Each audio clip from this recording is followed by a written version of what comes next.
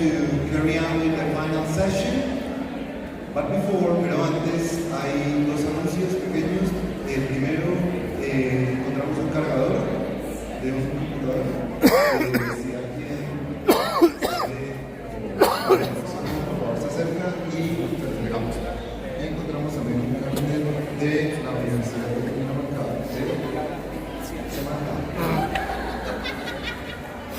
Okay? So, we are ready to go, to continue, and with this we have our final session, and she's coming all the way from South Africa. Her name is Denise Newfield. Denise is an associate research professor and teacher educator in English and education at the University of Water in Johannesburg.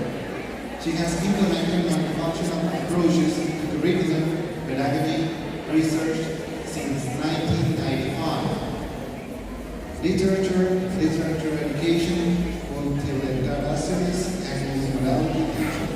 She develops and researches literacy, language, and literature in the crime and the resource educational context from the perspective of multimodality.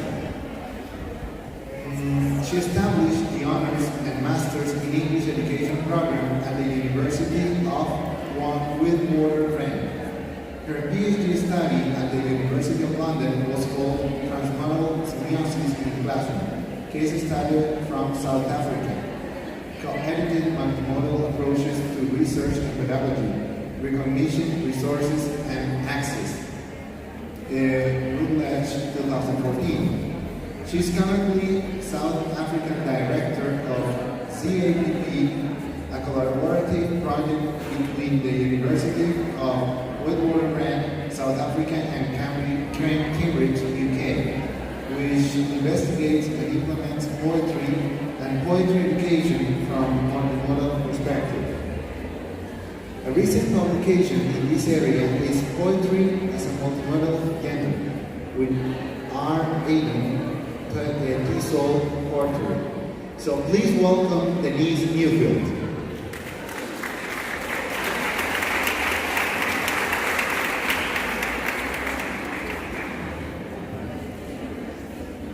Hello everyone, can you hear me?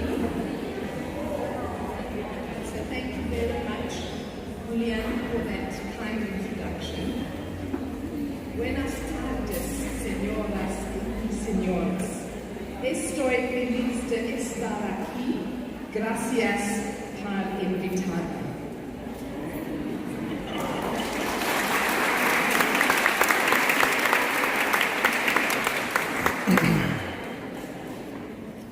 I am particularly happy to be here in San Gil in Colombia because my daughter-in-law has just given birth to the second child in Bogota.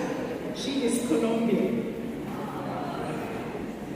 In addition, I'm happy to be part of a South-South conversation, South Africa and South America, in keeping with current decolonial approaches to academic networks. I was born and bred in South Africa as a member of the white elite, settler invaders, to quote my Australian colleague, although my parents came to South Africa as children of poverty-stricken immigrants before apartheid was established in 1948. Apartheid was the racist regime of the previous government. I'm sure you've all heard about that, have you? Okay. South Africa is far away from Colombia. It can take 2 days to get from Johannesburg to Bogota. And here is a slide to show the geography. Hope you can see it. You see Africa and then you see South America. And here is a slide of Africa, and South Africa is at the southern tip, right at the bottom. Our neighbors are Mozambique to the east, which has just suffered devastating floods. You may have heard about that in the media. Also Zimbabwe, whose economy is in tatters and from which millions of immigrants most of them illegal, stream into South Africa. I think much like Venezuela, and also we have Namibia to the west. South Africa, like Colombia, is a beautiful and varied country. So here is the very famous Table Mountain, so called because it's straight at the top like a table, and when the clouds come over it looks like a tablecloth. And that has recently become a World Heritage Site. And South Africa is also well known for its animal life. So here you have one of the Big Five, as we call it, because people come there to go on safari, the great lion. And here are the elephants, a rhino, and it's very sad at the moment. You've probably heard about that rhinos are being poached almost every day for their horns. And here we have the buffalo. And here we have the cheetah, which is a magnificent animal and the fastest cat. Okay. South Africa is also well known for its natural wealth, beautiful landscapes, and minerals underground, gold, diamonds, and platinum. Colonized by the Portuguese in the 15th century and later by the Dutch and the British, its policy of apartheid was installed in 1948 by the Afrikaner government. Afrikaner are descendants of the Dutch colonizers and are different from Africans, which are the indigenous black people. Apartheid was a policy of racial separation by law in marriage, education, living areas, and so on. And here is a telling image. This is an old image from the 1950s, a slide of a child sitting on a bench in a park. On the bench you can see is written, Europeans only. Europeans meant white people. So the child's nanny, who is black and indigenous, is sitting on another bench behind him. In 1976, there were student protests against this unequal system, particularly in the schooling system. So here, the Soweto children, I live in Johannesburg, and Soweto is on the outskirts of Johannesburg.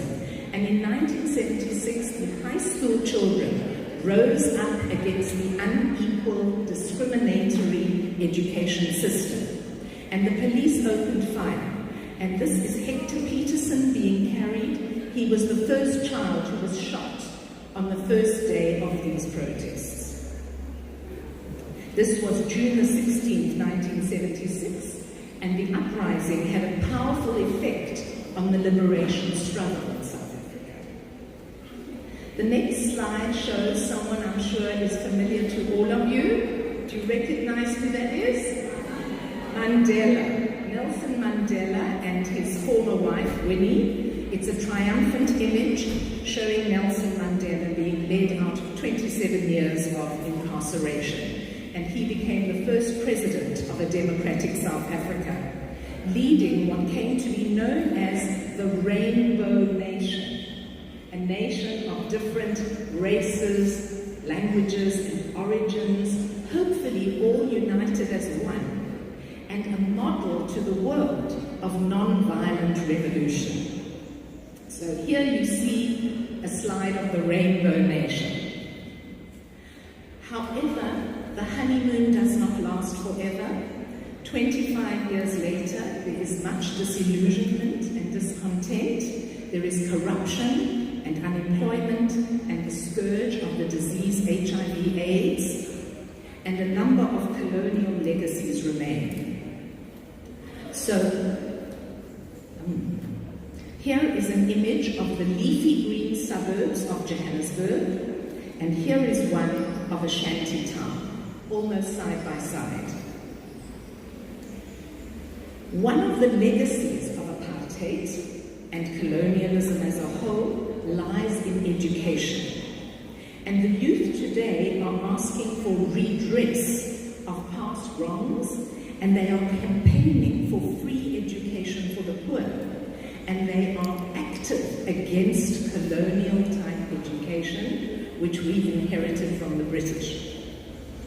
So here is a slide of a recent protest at my university, WITS. The word Witwatersrand that Julian had difficulty presenting means white water ridge, the ridge of rocks in which gold was found. And these are students at my university saying WITS, that's the shortened form, fees must fall. And it's a huge campaign that's been going on for 2 years. They want to have free education for all those who can't afford it. Here is another slide saying, decolonize this institution, Black Lives Matter. And what they mean by decolonize affects the curriculum, the staff, the student body, and so on. And here So it seemed to me from what Jose told me that this is not dissimilar. In other words, it's similar to what you have in Colombia. Is that correct?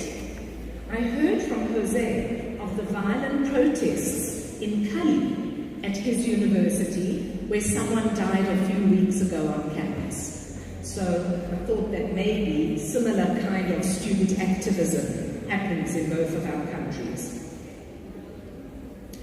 Now a few words about the aim and structure of my presentation. My aim today is to tell a story of South African examples of multimodal teaching and learning. And I'm going to use slides to show and celebrate what students that I have worked with have produced in multicultural and multilingual contexts. In a very modest way, my paper tries to answer the question, how can the classroom, as a multi-semiotic, intercultural space, where teachers and students make their meanings, become a complex, democratic space, founded on the productive integration of diverse histories, modes, genres, epistemologies, that is, ways of knowing, feelings, languages, and discourses. My examples or case studies derive from what Maggie McClure has called data that glows. You know, those of us who are researchers, we collect data and we try and formalize it in a certain way. We chose data that glows, that grabbed us, that illuminated something, and that we found exciting. So I'm going to outline some of this data, some of these case studies, some in more details than others, to show the challenges we faced and the pedagogic principles and approaches we followed. My talk is also an exercise in intercultural communication, to refer to Jose's paper this morning.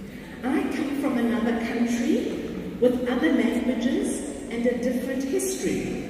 I don't speak Spanish, and I'm giving quite a formal presentation with no interactive activities, and I'm not going to jump on and off the stage like you energetic young people, because I'll fall flat on my face and kill myself. But I hope that you will be able to interact with the images, because I continue to find them inspiring. So my case studies are set in English classrooms, both mother tongue and additional or foreign language.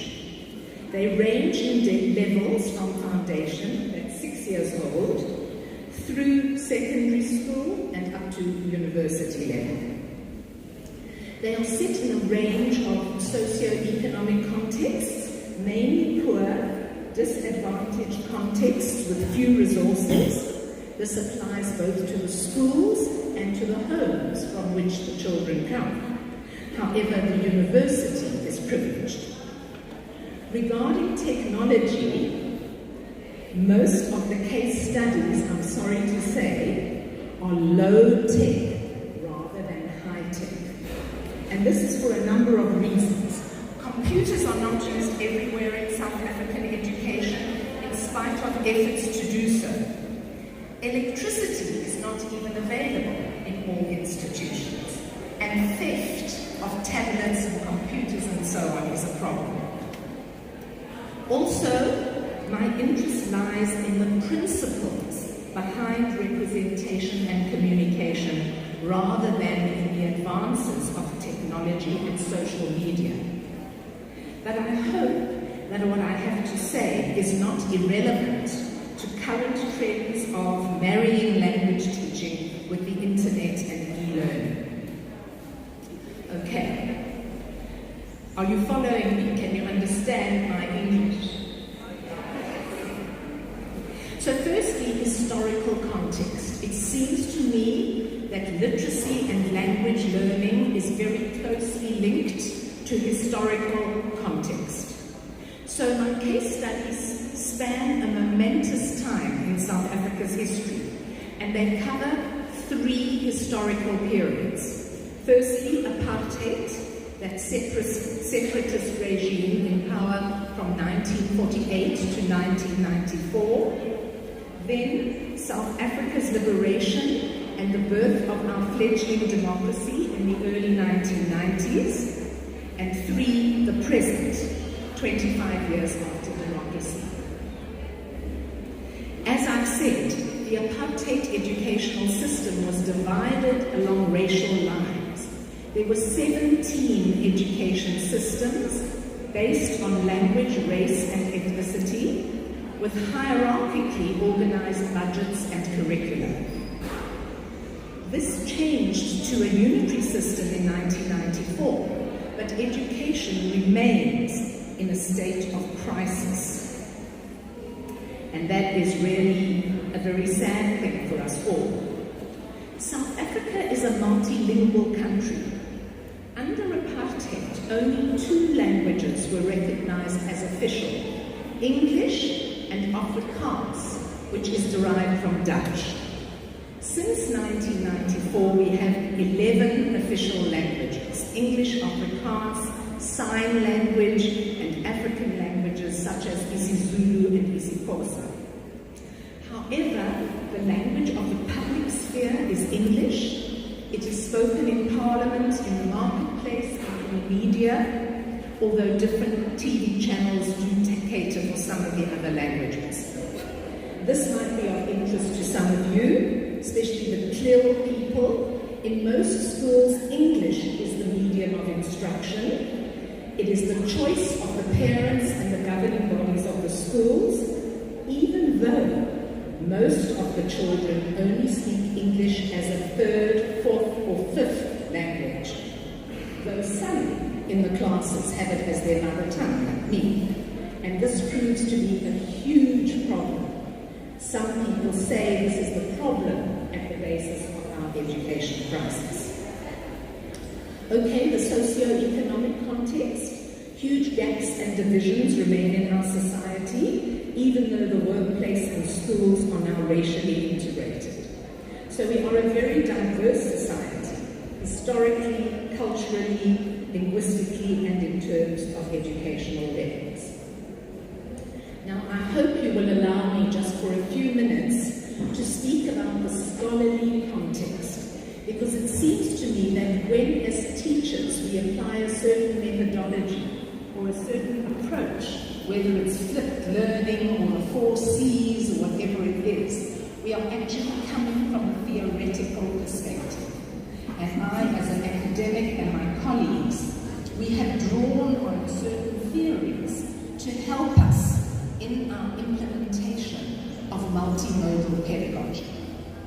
So, during apartheid, we looked to frameworks that were oppositional politically, and we tried to contest the strictures of the apartheid monolith. We wanted students to be active, agentive, creative, and critical, and learning to be transformative.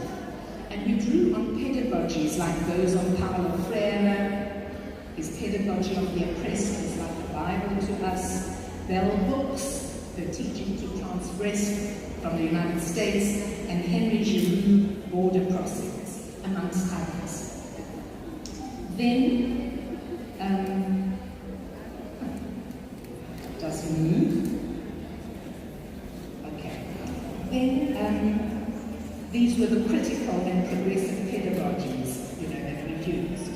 Then the next one is multiliteracies, multimodality in relation to literacy education. And these are some of the people we drew on. The New London Group published in 1996 an article that has become well known around the world, A Pedagogy of Multiliteracies. And then Gunter Presses, before writing Rethinking the Paths to Literacy, and his book Multimodality. Carrie Jewett and Pippa Stein, my colleague.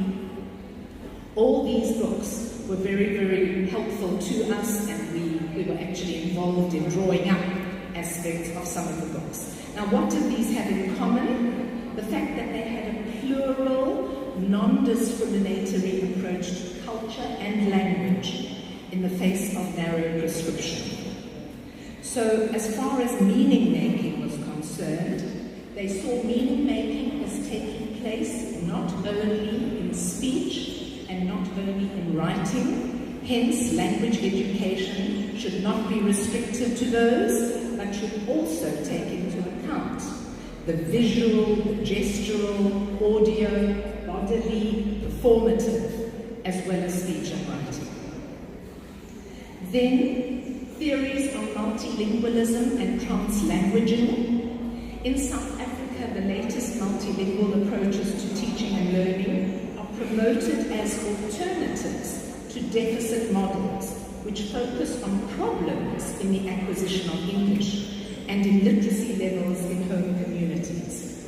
So my colleague Leketi Makalela advocates a translanguaging approach, and he says that language acquisition programs should not aim at native speaker competence in standard varieties, but rather at plurilingualism and intercultural competence. And this comes from the idea that navigating one's way through difference is one of the most important skills in the world today, because without that we have wars, terrorism, and all sorts of things. Then, of course, because we are working in Africa, so African cultural studies and indigenous knowledge systems were also very important. And I've mentioned some names here, amongst which is the South American Walter Mignolo, and then the rest of the people that I've got here are Africans or South Africans. And then finally, something that I myself, my recent work has been shaped by, is post-humanism and new materialisms. And so I've got some names up here. They are trying to reconfigure scholarship and to look at things in different ways. Okay, so that was just a very brief overview of the theoretical frameworks that we in South Africa working together have drawn on. So I and my colleagues work with principles derived from all of these fields in fluid and improvisational ways within a set of basic principles. So at first, until the 1990s, we challenged the narrow prescriptions of apartheid education, and more recently, we countered the straitjacket of outcomes-based education. Have you heard of outcomes-based education here? You know, where an outcome is set, students are expected to get to a certain point, but you can get there anyway. So we found that to be very constraining, and we didn't like it. So we have worked in fluid, organic ways, and sometimes even rhizomatically, in the manner advocated by Deleuze and Guattari, the French philosophers.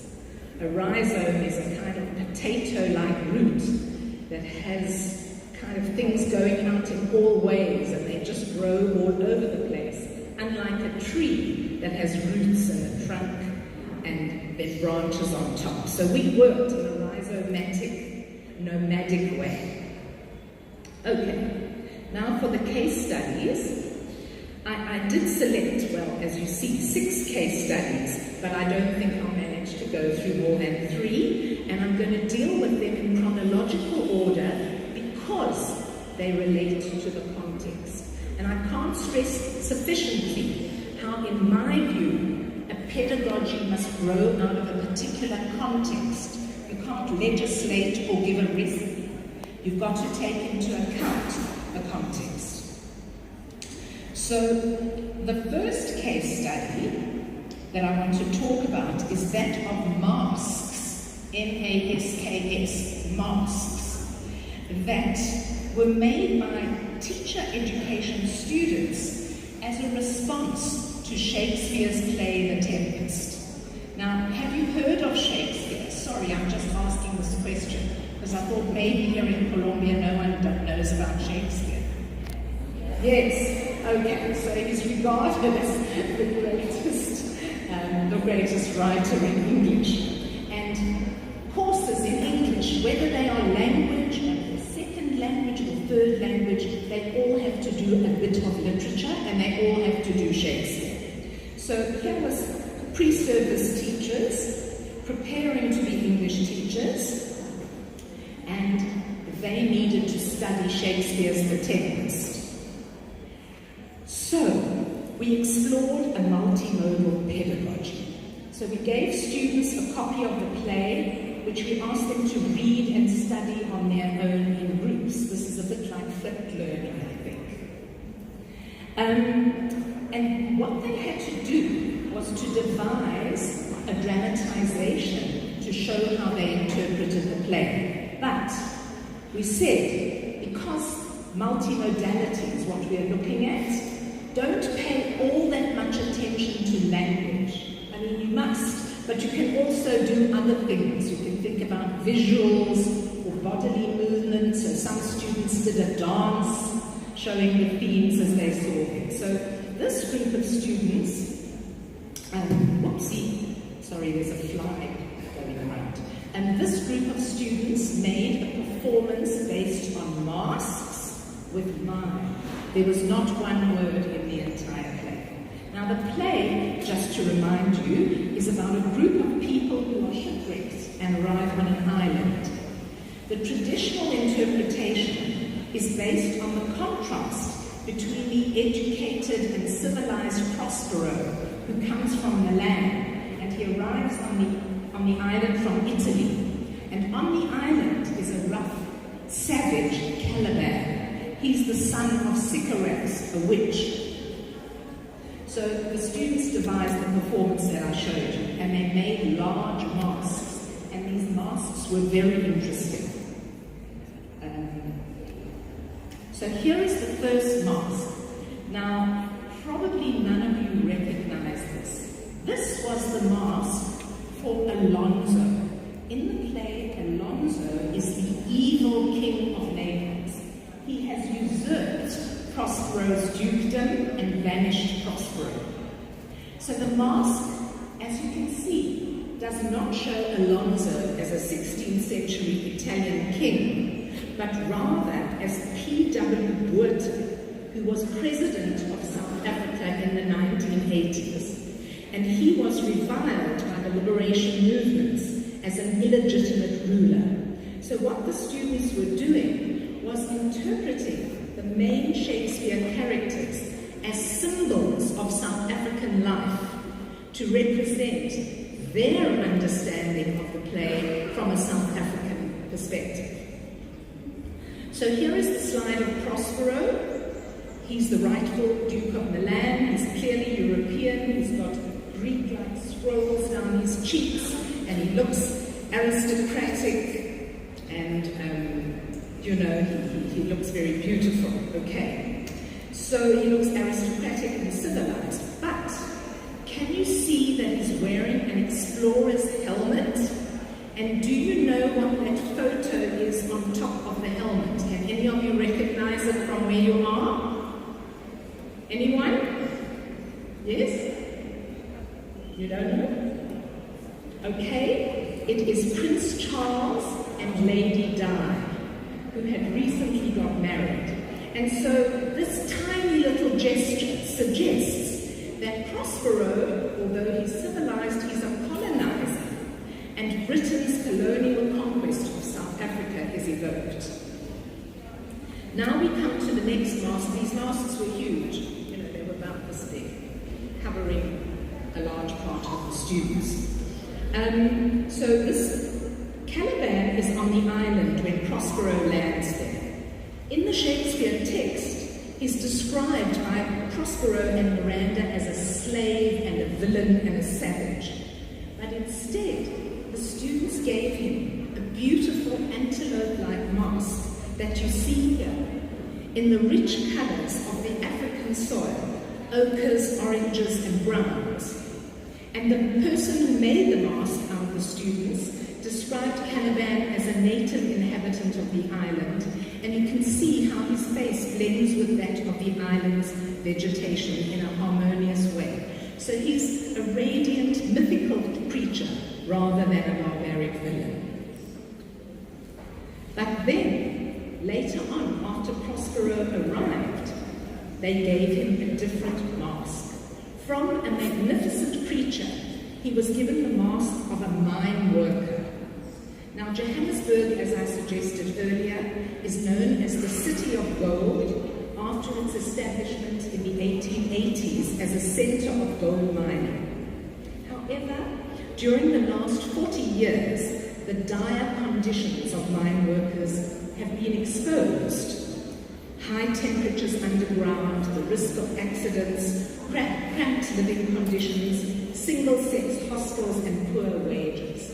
So Caliban's second mask shows this. It looks dull and depressed by comparison with the first one. So in the masked performance, students critiqued apartheid politics, and at the same time, they reinterpreted Shakespeare's The Tempest in an alternative, post-colonial way that completely went against the interpretation in the introduction to the play that they were given. So I thought to myself, how is this possible? These are pre-service teachers.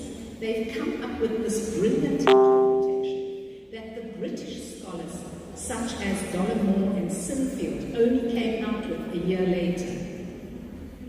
So I thought, how could this happen? And I looked for a pedagogic answer. And I came up with the concept of the transmodal moment. And I said to myself, it's that shift in mode from Shakespeare's text in the book to a masked performance that had played that role. And I thought, in that, they mapped South African politics and rituals onto the play. Because Africa is a place, as you know, maybe Colombia also, of masked performances, where people, indigenous people, perform certain rituals in masks. At the time, books and poems were banned in South Africa if they were deemed to be subversive, and their authors could be imprisoned without trial. But the use of masks hid the identity of the mask wearers, creating a seemingly safe space. Also, the suppression of language enabled them to say things visually that they were afraid to say in words. So now here is a slide summing up my concept of the transmodal moment. And I want to say that I think that this transmodal moment is what happens in the work of Martha Ramirez when she flips and gives her students some kind of activity, and also in the work that you, Jair, spoke about this morning. So, what is this transmodal moment? As you know, and certainly according to the social semiotics and multimodal frameworks, meaning-making or semiosis is an ongoing, ceaseless process, fixed by signs which externalize those meanings at certain moments. And that's what Jair was talking about this morning. You can't just have an idea in your head. The idea actually happens when you externalize it by doing something and making some sign or other.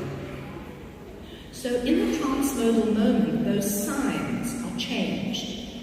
Meaning is redesigned from one mode or mixture of modes to another or others.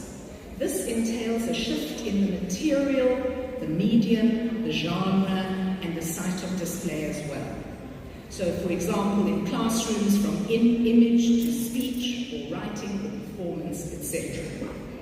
So I found that the transmodal moment was transformative. It transforms meaning and even subjectivity, the identity of the meaning maker, and it can lead to new and rich learning. And so these students came up with that interpretation that the British scholars published a year or two later. Okay.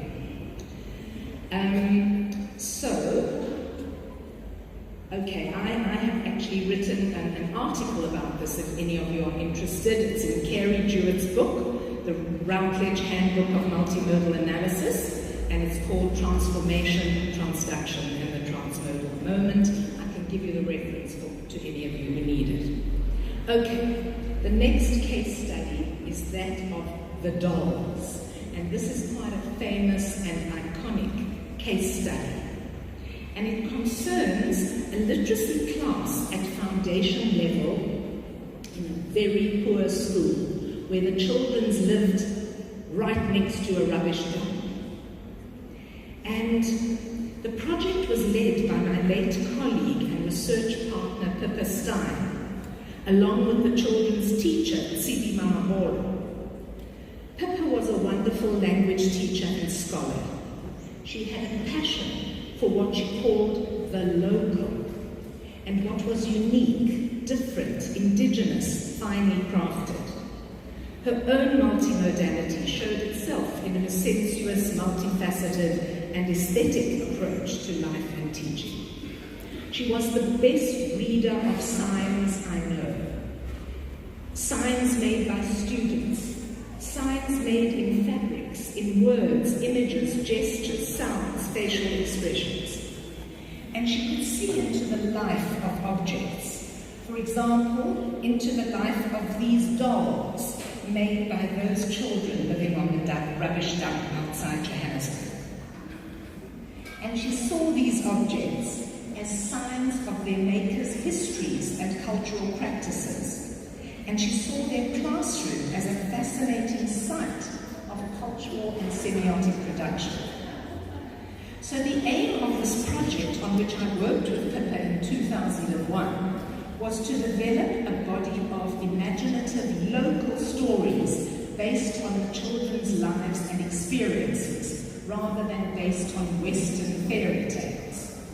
And so for this part that I'm going to show, the central concept was character.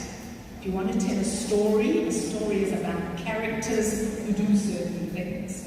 But these tiny kids, what do they know about the concept of character? So their teacher, Tsibi Mamabolo, said, I'm going to let them make puppets of characters that they know in their neighborhood. It can be a parent, it can be the person across the road, a policeman, whoever. And she prepared a mixture of flour and water to make paper mache puppets. Do you know what paper mache is? Yeah. So she tells the story, oh no, my mixture turned into a porridge and we couldn't use it. And she was nearly in tears and terribly upset in class. But the children consoled her, saying, don't worry, teacher, we'll make them at home. And then a few days later, the children arrived with this weird and wonderful array of doll-like figures made out of things that they found on the rubbish dump. And here are some of the slides to show what they made. So, okay, this shows the group. There were many more, about 30 or 40. It was a large class of about 55 children, or 60. As you can see, these are not dolls in the Western sense. They're not made to look like babies or young children or fantasy figures. Here they rather are adult females represented in all their variety.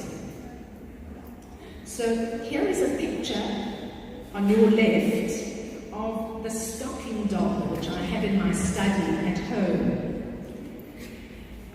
A beautifully made doll. It has inside a plastic cold drink bottle filled with stones. and then it's wrapped in old stockings that they found on the rubbish dump as a sort of skin, and then it has stones as breasts, and altogether there is a wonderfully confident sense in herself of her beauty and womanhood. Now here is a slide of the doll we call the skinny doll. She's got these skinny legs made out of twigs and dressed in a piece of gold zebra striped fabric. And here is the most wonderful doll. We called her a balabosta. She has bubble wrap expertly folded to suggest a billowing dress, and an old plastic shopping bag is made into a headdress, or what we call a doek in South Africa. And she is clearly a matriarch, powerful and authoritative. Now, what was very interesting when we looked at these from an anthropological point of view, that we saw that what they had made came out of their cultural heritage in their communities. So here is a picture of a museum doll, not actually a doll, it's actually a fertility figure. And the students, the way they made their dolls are based on the structure of this doll, as you could see.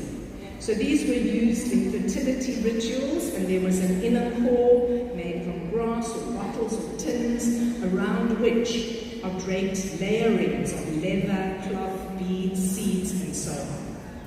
So that project continues to inspire me. Okay, the next project is that of the tabua cloth. Now you see it here. Unfortunately, I can't jump off and show you things on it, but I hope you'll be able to see it on your own. And you can see that the slide of the cloth, which is hanging in the classroom of the grade 10 students who made it, it's a completely different thing to see it up as a slide than to see it as the actual cloth with all its textures and different colors and the scale of it. So let me explain how this came to be and what it was about. So Tabua began as a literature project in a secondary school English classroom in the township of Soweto, around the corner from the place where that young boy, Hector Peterson, was shot in the uprising of 1976.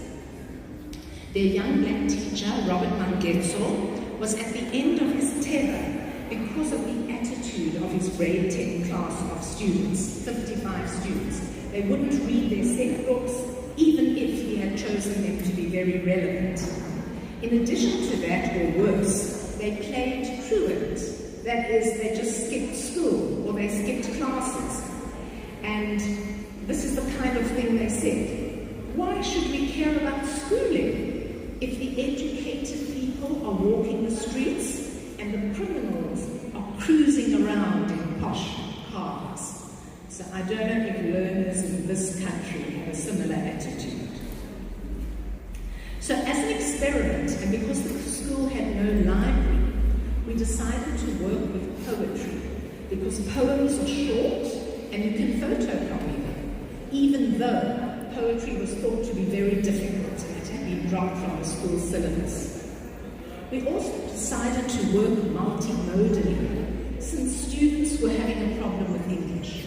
I've heard a number of people say this. At the beginning, when I came to the school, the students wouldn't say more than one word in English, yes or no. And they wouldn't write more than one sentence in English. They either resisted it or they were intimidated by speaking it. So we thought we'd try this for a week and then drop the poetry program if it wasn't working. So Robert first got the students to discuss a few poems in groups and then respond to those poems through drawings, models, sculptures, or any way they wanted. And he was very surprised by the positive response he got, so he decided to continue. So a week after that he said, "Do you have poetry in your home languages, in the vernacular?" So they said, "No." So he said, "But you do. The tradition of praise poems is very well developed throughout Africa and definitely in South Africa. Do you know what a praise poem is?" It's a poem that every family and clan has to explain their name and where it comes from and who their ancestors are and with which animals or other symbols they are associated. And these poems or songs are recited or sung at births, weddings, funerals. And one of those students said to me, if I get lost in a certain remote part of the country and I give my praise poem, they will know where I come from and they'll direct me the way. So they said, okay, but we are born in the city, we don't all know our praise poems. So he said, well then go and research them and come back in 2 weeks and perform them to the class in the vernacular. So they did that, and it was amazing. Some of the students said, this is the first time I've used my own language in school. Then Robert was going to a conference in China to present a paper on his problems with literature teaching. At first the students said, oh sir, you're not going to a conference in China, you don't know about conferences, but anyway, he was going. And then he said to the students, do you want to send a message to the conference? And after much discussion, the students said, yes, we've decided to make a cloth for you to fold up and put in your suitcase and take to the people of China. So as you can see, this took about 2 months to make. It's a sort of identity object. The first thing you might notice is maps of South Africa. That's of the new South Africa. Before 1994, we had 4 provinces. And after 94, the new ANC government said, now we've got 9 provinces. So they were very proud because for the first time in their lives, black people could be seen as full citizens, and that's why they were proud of their national identity. Then, in addition, all over the place, inked in these very old little pieces of fabric, which were also recycled from old maize bags and other things that they managed to source, are their praise poems in Zulu, or isiXhosa, or Sepedi, and some of them translated into English by the students themselves. So, if you have time afterwards, you might like to come and look in more detail at the way they have made this cloth. It's kind of sewn together out of 22 individual cloths, which groups worked on. Now, in the envelopes around the central panel, which are also recycled envelopes, there are contemporary poems in English showing their identities as young teenagers in the township of Soweto. Also, they've used the cultural practice of embroidery from their communities and African cloth making. I mean, why did they decide to make a cloth rather than a book or a photograph album? They were drawing on their semiotic practices. And when I asked them why they chose to make a cloth, they said, our teacher can fold it up and put it in his suitcase. And they said the following message with their teacher: we made this cloth with love for the people of the world. We hope to hear from other children of the world. We have stitched our nation and we are trying to build bridges with other people. We speak through our ambassador, Tebua. And Tebua means to speak. And they told me that the reason they chose it was because they moved from silence into speech. 2 or 3 months before, they wouldn't talk in class, they wouldn't write. Now they were writing poems, poem after poem, and doing all this stuff. So there is the cloth. Here's the central panel with the English poems in envelopes. And here are some of the children working on their cloth. Here is another one of Lusanda inking in her praise poem. And here is one of Tembakula performing a poem. Now, I don't know if in Colombia the cultural practice of spoken word poetry is alive and well amongst the youth, is it? Anybody? A spoken word performance is when a student or a person, a poet, gets on stage and performs the poem without a script in front of them. And it's very dramatic, theatrical, and very emotive, much more so than the words on the page. So, when Robert came back to China, the students said, "We will come to class every day if you have a 10-minute poetry slot at the start of every lesson where we can perform our own poems." So he did that, and here's one of them performing. And they wrote so many poems, and such good ones, that we decided to publish them in an anthology. And here's the slide of the anthology. Here's the actual anthology. It says Poems from the Township, Tabua. And if you'll permit me, I'd like to read one or two poems, although my accent and the fact that I'm a middle-aged white woman gives it a totally different character. So you just have to imagine that here is a guy who called himself Philippine, and he's writing a poem about his mother. A lot of them wrote about their mothers because they came from single-parent households. So this was the first poem that Philippine ever wrote, and he put it in an envelope on the cloth, and it goes like this. And of course they sort of moved in a certain way that I can't quite do either. "She is a mystery, like rain underwater. She can turn my life upside down, make fish to fly and birds to swim, reptiles to walk and mammals to crawl, turn predators into vegetarians and scavengers into hunters. She is a queen in rags, a sea without water, an angel without wings, a princess without a pony. To be with her, it's like heaven to touch, angels to count, and blue skies to taste. She is the queen, powerful like a scream, one in a million, just like my favorite ice cream." So that's very cute. And my daughter Vicky was at quite a posh elite school in the same class at the time. And I said to her, "Vicky, could you write a poem like that?" And she said, "No." And I said, "Why?" She said, "I could never think of so many comparisons and similes and metaphors as in this poem." I thought to myself, that shows what the children had inside them and how our pedagogy unleashed that creativity, and it unblocked all those channels that were closed to meaning making. I'll read another one. That one is on page 56. Let me just find it. And that is by Mieletti Nasta Ricozzo.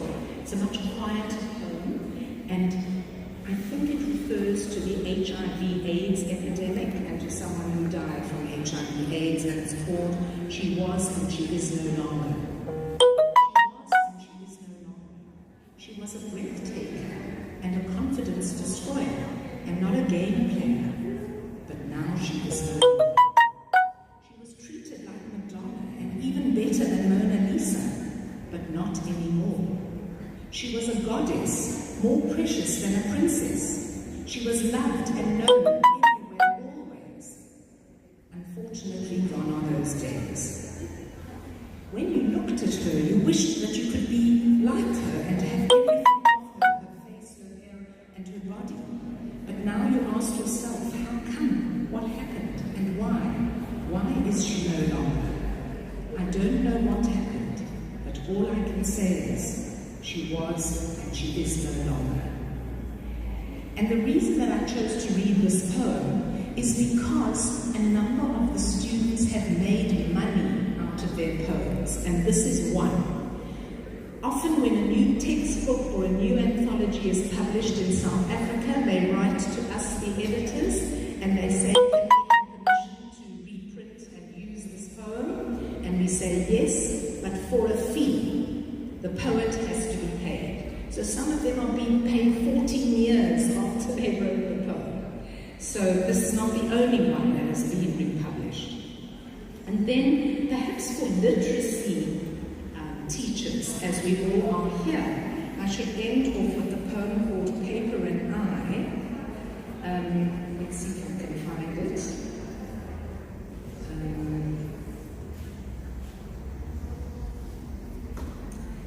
Because it's about literacy, it's about writing. Now, for some of us, this was already computer time, internet time, but here at the school, nobody had a computer, nobody had a cell phone, and as I said, they didn't write and they didn't speak. But after some time on this course, Philippine, the same guy who wrote about his mother, wrote this poem about his experience of writing. And it's a very moving poem that has one or two really brilliant lines in it. I touch it smoothly, as though touching my darling's lips, caressing it, going down to its hips. I look at it obliquely, not making a blink, as my hand pauses to think. That's the piece of paper, blank, in front of him. I keep quiet, trying to connect with it spiritually, as it lays there impersonating a dead body in a mortuary. I hold my weapon in hand. For each and every pain, with this I can withstand. I send pulses down to my fingertips. As it listens, it starts to dance to my tune, lingering in my hand as if it's on a drip. I carve each alphabetical soul in its position, making the rest a total repetition. In its ears, I whisper my sorrows, secrets, and desires, because when I need someone to talk to, it's always there, and it does hear. I pull it back as it tries to slip away, because my actions are pushing it sideways. Suddenly, my pain freezes, and my images drop. My pulse stands still, and my pen writes a dot. So my eyes tell me to stop. That's how Paper and I talked. So again, I thought that was an amazing poem about writing and about literacy. And all I want to say now is that the pedagogy of this cloth and the cloth itself has been seen by post-humanist researchers as an example of social justice pedagogy. And they focused on the power of the cloth as matter that mattered. They stressed its materiality, which made an impact on people 15 years later. And they saw the cloth as an example of rhizomatic thinking and nomadic pedagogy, and Vivian Bozilek and I wrote a chapter about it, and in case any of you are interested, here is the reference. So this is about looking at your data again through a different lens. And this is a very cutting-edge kind of lens. Not humanism, but post-humanism. Okay, how's my time going? Do I still have time? 5 minutes. Okay. So I'll just go very quickly through this. The question of assessment is always a big one. How do you grade things? And I just want to say that in our English teacher training program for the last 5 years, we have set as the final examination, not a written exam, that is the traditional way, but we have asked students to make a multimodal artifact or a presentation that explains what English teaching in South Africa is all about. And it was the most wonderful occasion when everybody stands in a hall with their artifacts, and there are about 5 or 10 examiners who come in, and they talk to each person or group about what they have made. And so we have used this as a way of assessing. Now, I come to my conclusion.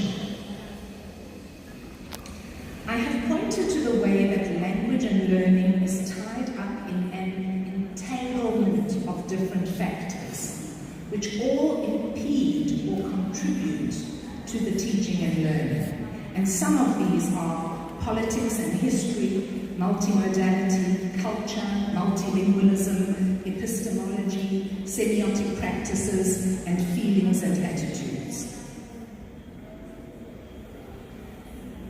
I hope that my selection of case studies has demonstrated the unleashing of agency and of multiple forms of creativity. However, I must add that all this energy and light has its shadows, and it's in the shadows that I wish to end. There are huge inequalities in South Africa, 25 years after the advent of democracy, and we continue to seek equity and justice in the face of the challenges of race, ethnicity, multiculturalism, and poverty. However, our question to ourselves is this: how does the little girl who lives next to the rubbish dump move into the fast lane? What possibilities actually exist in her life? The tragedy is that her life chances are narrow and restricted. We all know that. But we also know that what we have witnessed is her indomitable spirit to make and create life in the folds of the plastic dress of her doll. She says to us, "Through this doll, my spirit speaks, my soul breathes." We as English teachers must continue to treasure and nurture this spirit, while not forgetting the ongoing battles as we fight for social justice and better life chances for all. Thank you.